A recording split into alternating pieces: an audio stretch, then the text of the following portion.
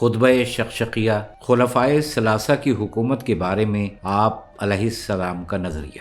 خدا کی قسم، فرزند ابو قحافہ نے پہرانے خلافت پہن لیا، حالانکہ وہ میرے بارے میں اچھی طرح جانتا تھا کہ میرا خلافت میں وہی مقام ہے جو چکی کے اندر اس کی کیل کا ہوتا ہے۔ میں وہ کوہ بلند ہوں جس پر سے سیلاب کا پانی گزر کر نیچے گر جاتا ہے اور مجھ تک پرندہ پر نہیں مار سکتا۔ اس کے باوجود میں نے خلافت کے آگے پردہ لٹکا دیا اور اس سے پہلو تہی کر لی اور سوچنا شروع کیا کہ اپنے کٹے ہوئے ہاتھوں سے حملہ کروں یا اس سے بھیانک تیرگی پر صبر کر لوں جس میں سن رسیدہ بالکل ضعیف اور بچہ بوڑھا ہو جاتا ہے اور مومن اس میں جد و جہد کرتا ہوا اپنے پروردگار کے پاس پہنچ جاتا ہے۔ مجھے اس اندھیر پر صبر ہی قرین عقل نظر آیا، لہٰذا میں نے صبر کیا، حالانکہ آنکھوں میں غبار اندوہ کی خلش تھی اور حلق میں غم و رنج کے پھندے لگے ہوئے تھے۔ میں اپنی میراث کو